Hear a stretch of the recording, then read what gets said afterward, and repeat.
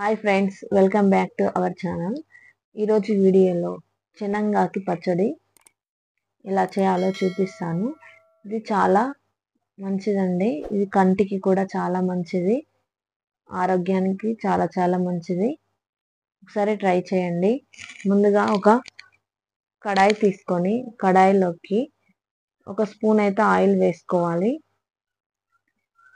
అలాగే ఒక స్పూన్ ధనియాలు, హాఫ్ స్పూన్ మెంతులు, హాఫ్ స్పూన్ జీలకర్ర వేసుకొని వీటినంతా బాగా ఫ్రై చేసుకోవాలి.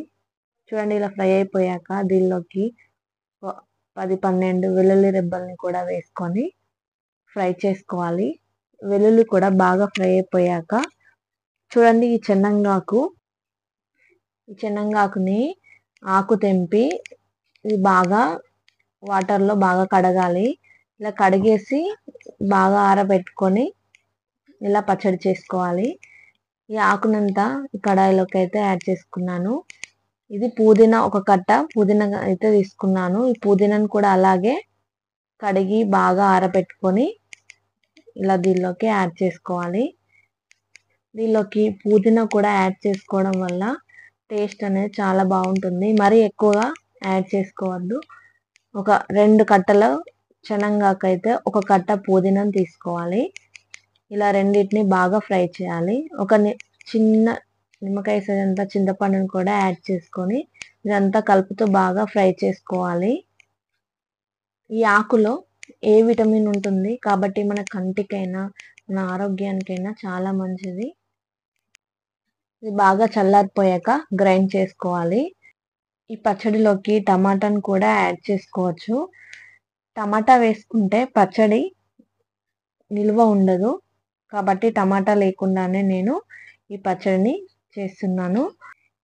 ఇలా ఫ్రై చేసిన ఆకుని ఇలా మిక్సీ జార్లోకి వేసుకొని ఇలా స్మూత్ పేస్ట్ లాగా మిక్సీ పట్టుకోవాలి. అలాగే అదే కడాయిలోకి ఒక 2 స్పూన్ల ఆయిల్ అయితే వేసుకున్నాను. ఈ ఆయిల్లోకి కొంచెం ఎండుమిర్చిని, అలాగే ఒక స్పూన్ ఆవాలు, జీలకర్ర వేసుకొని ఫ్రై చేసుకోవాలి. అలాగే దీనిలోకి కొన్ని వెల్లుల్లి రెబ్బల్ని ఇట్లా క్రష్ చేసి వేసి ఫ్రై చేసుకోవాలి. ఇలా వేసుకుంటే ఫ్లేవర్ అయినా టేస్ట్ అయినా చాలా బాగుంటుంది. ఇదంతా ఒకసారి కలుపుతూ బాగా ఫ్రై చేయాలి.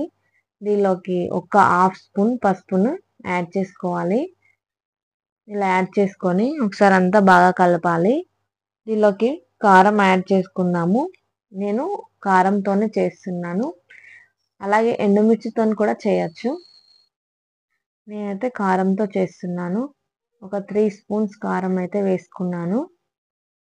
అలాగే ఒక 2 స్పూన్ సాల్ట్ కూడా యాడ్ చేసుకున్నాను.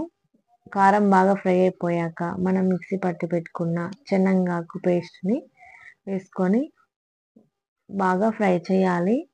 ఇలా కలుపుతూ బాగా ఫ్రై చేసుకోవాలి. దీనిలో ఏమైనా కొంచెమైనా తడి ఏమైనా ఉన్నా కూడా ఇలా ఫ్రై చేయడం వల్ల పోతుంది. ఇలా బాగా ఫ్రై చేసుకోవాలి. ఇలా ఫ్రై చేసుకుంటే కొంచెం నిల్వ కూడా ఉంటుంది. చూడండి, బాగా ఫ్రై అయిపోయింది కదండి. దీన్ని తీసి ఒక బౌల్లోకి అయితే వేసుకున్నాము. ఇది చాలా మంచిదండి ఆరోగ్యానికి. ఖచ్చితంగా ట్రై చేయండి. మా వీడియో నచ్చినట్లయితే ఖచ్చితంగా ఒక లైక్ ఇవ్వండి. అలాగే మా ఛానల్ని సబ్స్క్రైబ్ చేసుకోండి. Thank you for watching.